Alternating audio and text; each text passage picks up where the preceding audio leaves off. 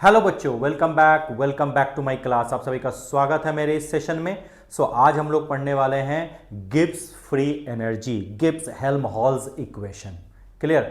But Gibbs free energy को पढ़ने से पहले हम लोग थोड़ी चीज़ें बिल्कुल रिवाइज करने वाले हैं। अभी तक हम लोगों ने इंथैल्पी पढ़ लिया, एंट्रोपी पढ़ लिया। उन सारी चीज़ों को एक बार रिवाइज करके फिर हम गिब्स फ्री एनर्जी के बारे में पढ़ने वाले हैं, क्योंकि इंथैल्पी और एंट्रोपी के बिटवीन रिलेशन इस्टेब्लिश करके ही गिब्स हेल्महोल्ट्ज इक्वेशन आया, गिब्स बाबा आए हैं। ठीक है, चलिए पहले मुझे बताइए कि इंथैल्पी और इंटरनल एनर्जी के बारे में मैंने क्या बताया था। सर हमें याद है, इंटरनल एनर्जी मतलब होता है heat content at constant volume, और इंथैल्पी के बारे में क्या बोला था, heat content at constant pressure, यही तो बोला था। और रिलेशन क्या बोला था सर, याद है हमें relation, delta H is equal to delta U plus delta N G R T. यही रिलेशन से हमारे न्यूमेरिकल बनेंगे, बिल्कुल बनेंगे। इसमें और कुछ मैंने ऐड किया था। हाँ सर, एक्चुअली ये आया कहाँ से था, delta H is equal to delta you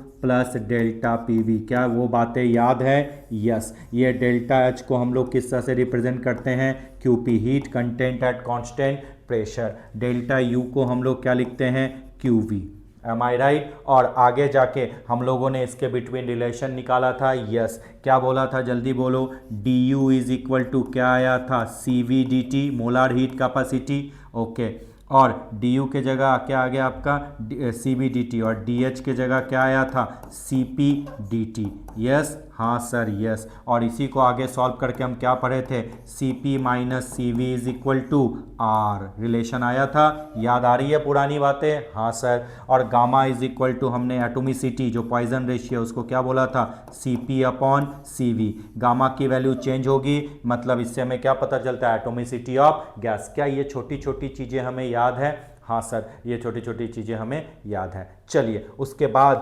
बाद हम लोगों ने क्या पढ़ा था, उसके बाद हम लोगों ने पढ़ लिया था फर्स्ट लॉ ऑफ थर्मोडायनेमिक्स। उसमें मैंने क्या रिलेशन बोला था, उसमें रिलेशन बोला था डी यू या delta U is equal to what, Q plus minus W, work done on the system और बाय द सिस्टम। ये कहाँ से आया था, फर्स्ट लॉ ऑफ थर्मोडायनामिक्स से।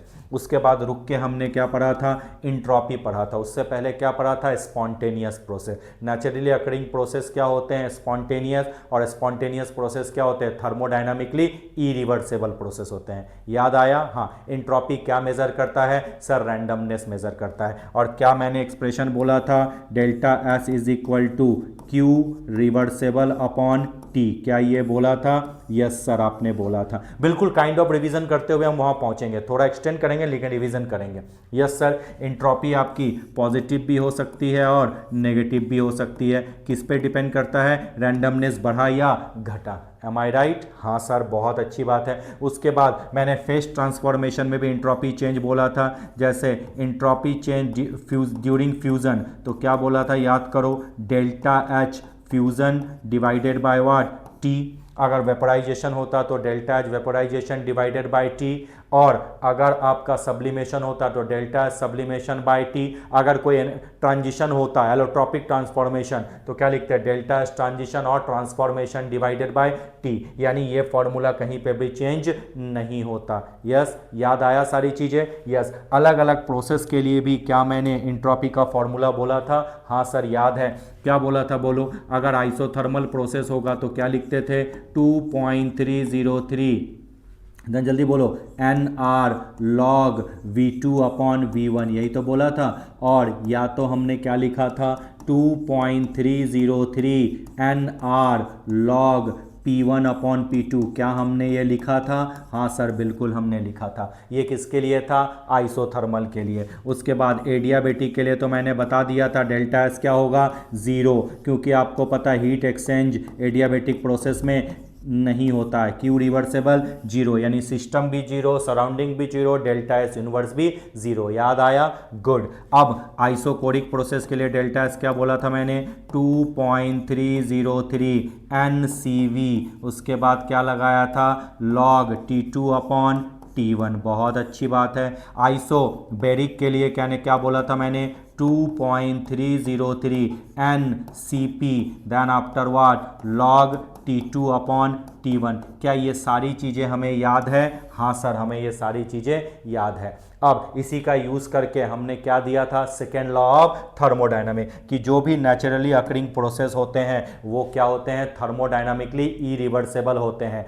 यानी जो नेचुरल प्रोसेस है, यानी स्पॉन्टेनियस प्रोसेस में एंट्रोपी क्या होती है? इंक्रीज करती है। और जो सेकेंड लॉ का जो हमारा मैथमेटिकल रिलेशन था वो delta S is greater and equal to D Q upon T, याद आया? यस। अब फर्स्ट लॉ ऑफ थर्मोडायनामिक्स क्या था? First law of thermodynamic delta U is equal to Q minus W था।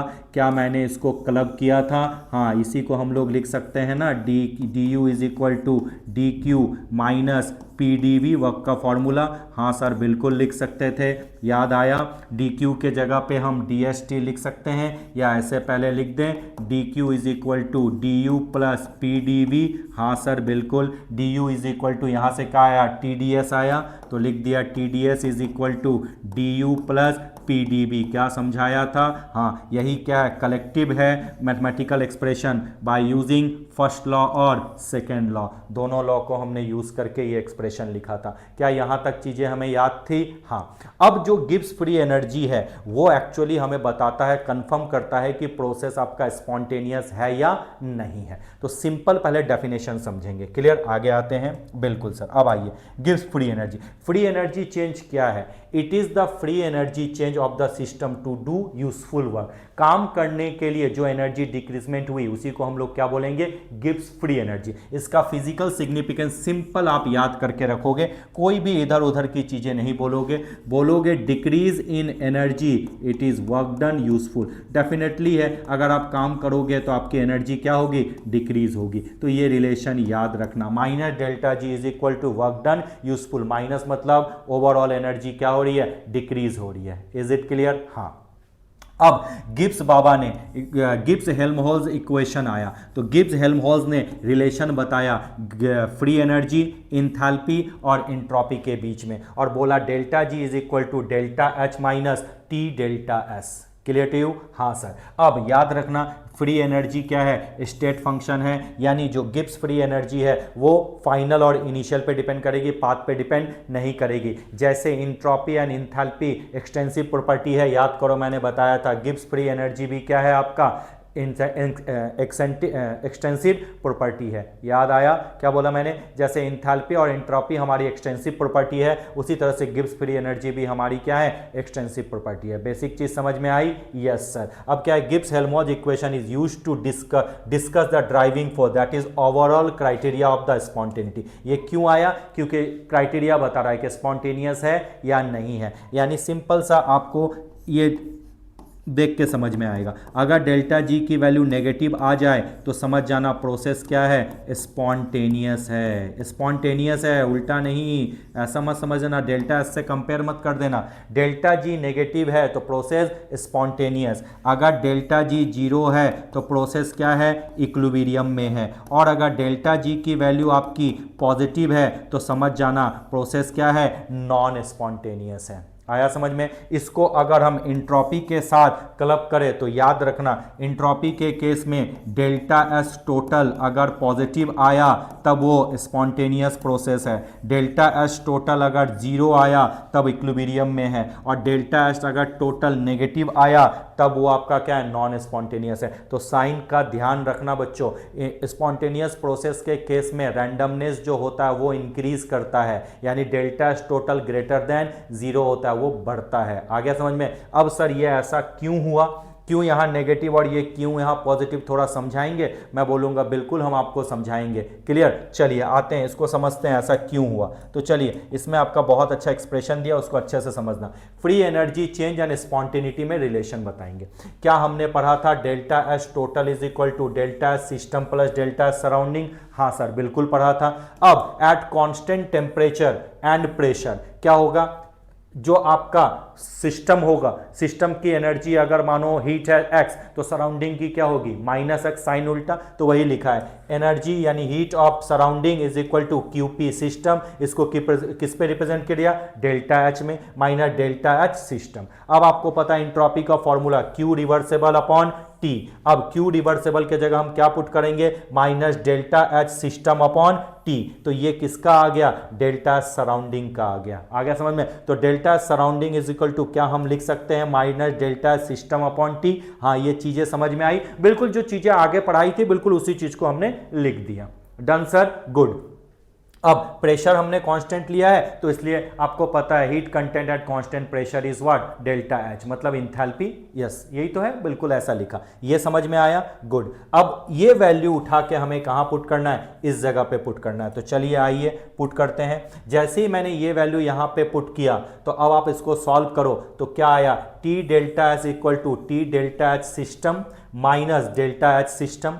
अब इसको पूरा सॉल्व किया, minus T delta H total is equal to minus T delta system plus delta H system. क्या solve करके ये ऐसा आएगा, हाँ सर बिल्कुल ऐसा। क्या किया भैया, ये वाले को मैंने क्या किया, माइनस साइन से हर जगह आगे कर दिया, क्यों, क्योंकि कंपेयरिंग करना है। अब minus T delta S total equal to delta system minus T delta arrange करके यहां तक पहुंचे हम, यस सर। अब इसको कंपेयर करो गिब्स हेल्महोल्ट्ज इक्वेशन से। जैसे ही हमने गिब्स हेल्महोल्ट्ज इक्वेशन लिखा, delta G is equal to delta H minus T delta S, तो क्या आर एच एस हमारे इक्वल हो गए, तो एल एच एस इक्वल होगा। तो delta G is equal to क्या आया, minus T delta H total आया। यानी जो हमने रिलेशन स्टैब्लिश करेंगे माइनस प्लस में, वो देखो minus T delta H total. ये समझने के लिए, इस पे क्वेश्चन ऐसे नहीं आएंगे, वो बस माइनस प्लस पे आएंगे समझने के लिए। क्योंकि आप बोलोगे सर स्पॉन्टेनियस में डेल्टा एच टोटल है, लेकिन स्पॉन्टेनियस प्रोसेस में डेल्टा जी नेगेटिव क्यों है। अब देखो, अगर प्रोसेस स्पॉन्टेनियस है तो डेल्टा एस क्या है, पॉजिटिव है।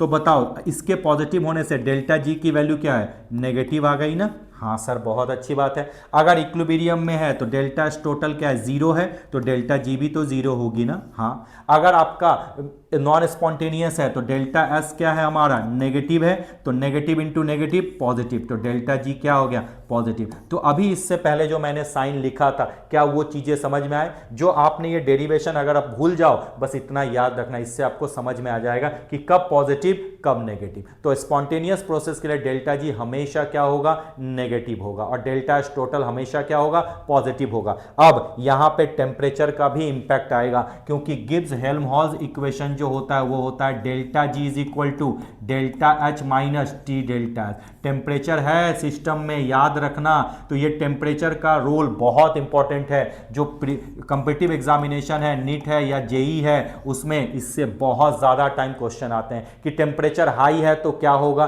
टेम्परेचर लो है तो क्या होगा, अगर एक्सोथर्मिक प्रोसेस है तो क्या होगा, एंडोथर्मिक प्रोसेस है तो क्या होगा, क्या डेल्टा जी की वैल्यू हमेशा फिक्स रहेगी या उसमें चेंजेस आएंगे इन वैल्यू से। तो मैं बोलूंगा बिल्कुल चेंजेस आएंगे, एक एक सिचुएशन को हम समझने वाले हैं। क्लियर, फॉर्मूला तो समझ में आ गया। डेल्टा जी मतलब आप समझ में आ गया, decrease in free energy gives you useful work, ये तो हमें समझ में आ गया। गिब्स हेल्महोल्ट्ज इक्वेशन भी समझ में आ गया, delta G is equal to delta H minus T delta H. अब टेम्परेचर का क्या इंपैक्ट है वो समझना है, जो बहुत इंपॉर्टेंट है।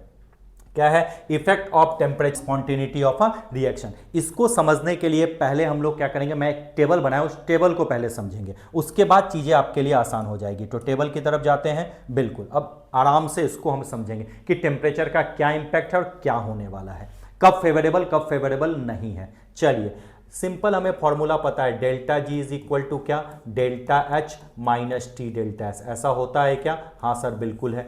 अब आपको पता है डेल्टा एच कभी नेगेटिव भी हो सकता है और कभी पॉजिटिव भी हो सकता है, यानी प्रोसेस एंडोथर्मिक भी हो सकता है और एक्सोथर्मिक भी हो सकता है। गुड। और उसी तरह से डेल्टा एस भी नेगेटिव भी हो सकता है और पॉजिटिव भी हो सकता है, यानी रैंडमनेस कभी बढ़ेगी कभी घटेगी, कुछ भी हो सकता है। गुड। अब यहां टेम्परेचर बाबा जो है वो डिसाइड करेंगे कि भैया अब जो है कब डेल्टा जी नेगेटिव यानी कब प्रोसेस स्पॉन्टेनियस और कब प्रोसेस नॉन स्पॉन्टेनियस। तो ये डेल्टा जी बहुत बड़ा फैक्टर है क्योंकि उसने डेल्टा एच और डेल्टा एस मतलब इंथैल्पी और एंट्रोपी दोनों को साथ में ले लिया, साथ में टेम्परेचर का भी इंपैक्ट ले लिया। तो अगर स्पॉन्टेनियस प्रोसेस को चेक करना है तो सेपरेट डेल्टा एच मत चेक करो, डेल्टा एस मत चेक करो, सीधा डेल्टा जी की वैल्यू चेक कर लो। अगर डेल्टा जी नेगेटिव आई तो स्पॉन्टेनियस होगा ही होगा, अगर डेल्टा जी पॉजिटिव आई तो प्रोसेस नॉन स्पॉन्टेनियस होगा ही होगा। आया समझ में? हाँ सर बिल्कुल समझ में आ रहा है, जो आप बातें बता रहे हो वो समझ में हमारे पल्ले पड़ी है। अब इक्वेशन में जो डेटा बोला मैं उस डेटा को लेके आपको प्रूफ करता हूं। क्लियर? अब पहला कहता है कि चलो मैंने अब फर्स्ट केस में डेल्टा एच नेगेटिव लिया, बहुत अच्छी बात है, और डेल्टा एस क्या लिया? पॉजिटिव लिया, बहुत अच्छी बात है। अब मुझे बताओ फॉर्मूला में delta G is equal to क्या है? Delta H minus T delta S है, बहुत अच्छी बात है। अब आप देखो डेल्टा एच पहले से ही नेगेटिव ले लिया और डेल्टा एस पॉजिटिव लिया, कोई बात नहीं, पॉजिटिव इंटू नेगेटिव, ये वाला पार्ट भी नेगेटिव और ये वाला पार्ट भी नेगेटिव। नेगेटिव इंटू नेगेटिव हमेशा क्या होता है? नेगेटिव ही होता है। -2 -3 क्या होता है? -5। यानी अगर हमने डेल्टा एच नेगेटिव और डेल्टा एस पॉजिटिव लिया तो टेम्परेचर कुछ भी ले लो, ओवरऑल वैल्यू क्या होगी? नेगेटिव ही आने वाली। अरे भाई टेम्परेचर आप कुछ भी ले लो ना, 300 400 केल्विन जो मन में आया ले लो, लेकिन नेगेटिव ही तो रहेगा ना, क्योंकि डेल्टा एस पॉजिटिव है। Positive into negative, negative negative into negative, अरे इंटू नहीं कर रहा हूं, मतलब ऐड कर रहा हूं, -2 प्लस -3, -2 -3 को ऐड करके क्या आएगा? -5 ही तो आएगा। यानी डेल्टा जी हमेशा नेगेटिव रहेगी कोई भी टेम्परेचर हो, मतलब इस कंडीशन में इंपैक्ट ऑफ टेम्परेचर नहीं है। तो पहला कंडीशन आया तो क्या लिखा है? अगर डेल्टा एच नेगेटिव और डेल्टा एस पॉजिटिव हो तो डेल्टा जी किसी भी कंडीशन में एट ऑल टेम्परेचर हमेशा क्या होगा? नेगेटिव ही होगा। आया समझ में? यस। अब सर सिचुएशन बदलो, मैं बिल्कुल बदलूंगा, एक एक करके समझाऊंगा, घबराना नहीं है। अब कहता है कि सर यहां पे अब मैं बदलूंगा, अब मैं बदल के क्या करता हूं? डेल्टा एच नेगेटिव लेता हूं। अब मैं क्या ले लिया? डेल्टा एच नेगेटिव लिया एंड डेल्टा एस भी नेगेटिव ले लिया। अरे बाप रे, दोनों नेगेटिव ले लिए। ठीक है, अब क्या होगा? टेम्परेचर का रूल लिखो, फिर से फॉर्मूला लिखो, delta G is equal to delta H minus T delta S होता है। हाँ सर बहुत अच्छी बात है, होता है। अब थोड़ा सा देखो तो क्या ये नेगेटिव है? हाँ, और ये भी नेगेटिव है। अब आपको पता है नेगेटिव इंटू नेगेटिव क्या हो जाएगा? पॉजिटिव हो जाएगा। नेगेटिव इंटू नेगेटिव क्या होगा? पॉजिटिव हो जाएगा। तो यानी अगर इसकी वैल्यू -3 रहे और इसकी वैल्यू 5 आ जाए तो -3 प्लस 5 क्या होता है? +2 आएगा। यानी डेल्टा जी पॉजिटिव हो जाएगा। और अब इसकी वैल्यू को कम कब कर सकते हैं? ये लगा हुआ टेम्परेचर को अगर हम लो टेम्परेचर लगे रखें तो डेल्टा एच का मैग्नीट्यूड जो होगा वो टी डेल्टा एस से क्या होगा? ज्यादा होगा। और अगर डेल्टा एच का मैग्नीट्यूड ज्यादा हो जाए मतलब अब ये -5 आ जाए और ये +3 हो जाए, आंसर +2 नहीं, क्या होगा? -2 होगा। यानी डेल्टा एच भी नेगेटिव, डेल्टा एस भी नेगेटिव चलेगा। डेल्टा जी को अगर नेगेटिव तुमको करना है तो इस कंडीशन में टेम्परेचर को क्या रखना होगा? लो रखना होगा। तो अगर इस कंडीशन में प्रोसेस को स्पॉन्टेनियस करना है तो टेम्परेचर को लो रखना होगा। अगर टेम्परेचर हाई कर दिए तो प्रोसेस क्या हो जाएगा? नॉन स्पॉन्टेनियस हो जाएगा। आया समझ में? क्या चीजें समझ में आ रही है? तो टेम्परेचर का रोल समझ में आ रहा है? Yes sir. ये देखो यहां नीचे लिखा हुआ है माइनस, अगर माइनस लिए और टेम्परेचर हाई रखे तो reaction non spontaneous at high temperature. आया समझ में? क्योंकि हाई टेम्परेचर होगा तो टी डेल्टा एस का मैग्नीट्यूड डेल्टा एच से क्या होगा? ज्यादा हो जाएगा। तो समझ में आ रहा है कि कब प्रोसेस स्पॉन्टेनियस, कब प्रोसेस नॉन स्पॉन्टेनियस, टेम्परेचर का कितना बड़ा रोल है। हाँ सर। चलिए अब आ जाइए नेक्स्ट वन पे, रब करूं मैं? यस। अब आइए इस पे देखते हैं, चलिए इस पे थोड़ा तूफानी देखते हैं। अब डेल्टा एच पॉजिटिव, यानी अब तक हम लोगों ने एक्सोथर्मिक की बात कर ली, अब मैं इंडोथर्मिक में आ जाता हूं। तो इस केस में क्या लिखा है? डेल्टा एच पॉजिटिव ले लिया, बहुत अच्छी बात है, और डेल्टा एस भी पॉजिटिव लिया, बहुत अच्छी बात है, दोनों पॉजिटिव लिया। अब क्या होगा? टेम्परेचर का रूल आपको पता है, delta G is equal to delta H minus T delta H. ऐसा होता है दादा मेरे? हाँ दादा। चलिए अब कुछ समझ में आया, ये मेरा वैल्यू पॉजिटिव है और ये भी पॉजिटिव है। क्लियर? अब ओवरऑल अगर इसको नेगेटिव करना हो, अगर ओवरऑल इसको नेगेटिव करना हो तो मतलब ये डेटा को ज़्यादा होना होगा ना, क्योंकि ये तो पॉजिटिव है। अब अगर मानो ये 2 है ये 3 है, तभी ना 2 माइनस 3 माइनस 1 आएगा। यानी इस केस में आपको डेल्टा एच को कम, डेल्टा एच कम रखना है, मतलब टी डेल्टा एस जो होंगे उसको ज़्यादा होना होगा डेल्टा एच से। तो अब टी डेल्टा एस कब ज़्यादा होगा डेल्टा एच से? कब? जब टेम्परेचर हम क्या रखें, हाई टेम्परेचर रख दें। अगर टेम्परेचर ज़्यादा होगा तो टी डेल्टा एस का मैग्नीट्यूड क्या होगा, ज़्यादा ही ना होगा दादा मेरे। टेम्परेचर का रोल पढ़ रहा हूँ ना, डेल्टा एस की वैल्यू क्या है वो नहीं का बात कर रहे हैं, टेम्परेचर लगा हुआ है तो टेम्परेचर का रोल तो है। तो अगर डेल्टा एच पॉजिटिव है और डेल्टा एस भी पॉजिटिव है तो इस केस में अगर इस प्रोसेस को तुम्हें स्पॉन्टेनियस करना है तो टेम्परेचर क्या करना होगा, हाई। और अगर टेम्परेचर लो कर दिए तो प्रोसेस क्या हो जाएगा, नॉन स्पॉन्टेनियस आ जाएगा। चलिए चार्ट में देखते हैं, प्लस और प्लस लिया तो डेल्टा जी पॉजिटिव आएगा लो टेम्परेचर पे, और मैंने क्या बोला, नेगेटिव करना है तो हाई टेम्परेचर लेना होगा। यानी लो टेम्परेचर पे reaction non spontaneous, high temperature पे रिएक्शन स्पॉन्टेनियस। क्या चीजें समझ में आई? हाँ सर, चीजें अब हमें समझ में आ रही है।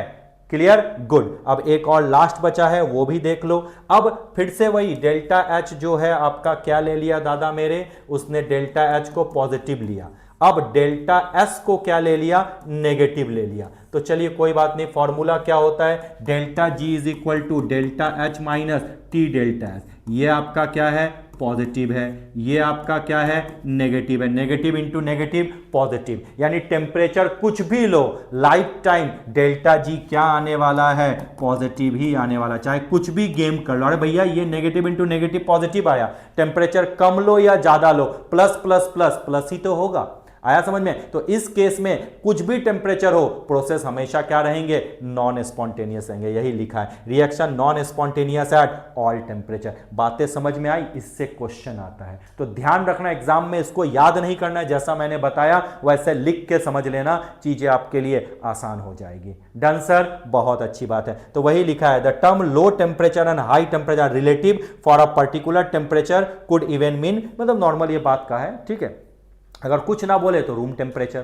क्या चीजें समझ में आई? यस सर, पूरा रिलेशन समझ में आया। यस, जब भी स्पॉन्टेनियस प्रोसेस चेक करो तो सीधा ना डेल्टा एच चेक करो ना डेल्टा एस चेक करो, सीधा डेल्टा जी को चेक करना है, क्योंकि इन्हीं के रिलेशन से कौन आता है, डेल्टा जी आता है। आया समझ में? यस। चलिए अब नेक्स्ट आ जाए, नेक्स्ट आते हैं standard Gibbs free energy change. मतलब जब स्टैंडर्ड कंडीशन हो, यानी प्रेशर 1 atm या 1 बार हो और टेम्परेचर 298 केल्विन हो, इस कंडीशन पे जो हम फ्री एनर्जी मेजर करते हैं उसको बोलते हैं स्टैंडर्ड फ्री एनर्जी चेंज, यानी उसको हम लोग लिखते हैं डेल्टा जी नॉट, बस ये जी नॉट के थ्रू लिखते हैं। क्लियर, ये स्टैंडर्ड कंडीशन है। तो अगर हमसे पूछे delta G is equal to क्या होता है, delta H minus T delta S, तो स्टैंडर्ड कंडीशन पे क्या लिखोगे, delta G not equal to delta H not minus T delta S not. मतलब ये फिक्स कर दिया कि भैया स्टैंडर्ड सिचुएशन है। स्टैंडर्ड सिचुएशन मतलब 298 केल्विन और pressure 1 atm। Is it clear? बहुत अच्छी बात है।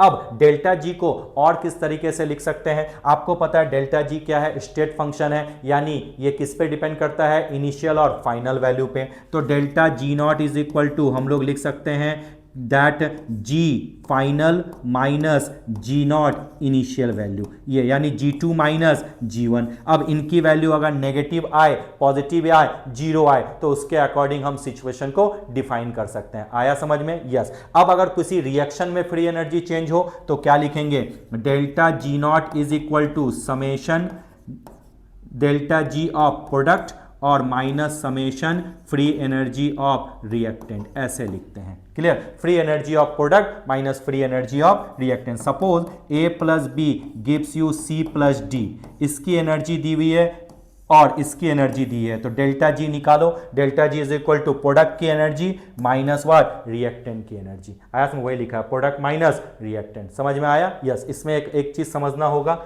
Standard free energy change of formation of an element in standard state. कोई भी एलिमेंट अगर स्टैंडर्ड स्टेट में है तो उसका स्टैंडर्ड फ्री एनर्जी चेंज हमेशा क्या लेना है, जीरो लेना है। स्टैंडर्ड स्टेट मतलब जैसे ऑक्सीजन अकेला है O2 के फॉर्म में, तो इसका स्टैंडर्ड फ्री एनर्जी चेंज क्या लोगे, जीरो। जैसे सोडियम है, ठीक है, अपने स्टैंडर्ड फॉर्म में है तो स्टैंडर्ड फ्री एनर्जी चेंज क्या लोगे, जीरो। जैसे कॉपर अपने स्टैंडर्ड फॉर्म में है तो स्टैंडर्ड फ्री एनर्जी चेंज क्या लोगे, जीरो लोगे। क्लियर। बाकी फॉर्मूला क्या लगाओगे, प्रोडक्ट माइनस रिएक्टेंट। और ये आप इसको तो बहुत ही अच्छे से पढ़ेंगे, ठीक है। थर्मोकेमिस्ट्री, जो थर्मोकेमिस्ट्री है उसमें तो आप धड़ल्ले इस चीज का यूज करते हो, है ना। प्रोडक्ट माइनस रिएक्टेंट पूरा उसी से बना हुआ है, प्रोडक्ट माइनस रिएक्टेंट। क्या चीजें समझ में आई, हाँ सर बिल्कुल समझ में आ गई। तो चलिए आगे बढ़ते हैं।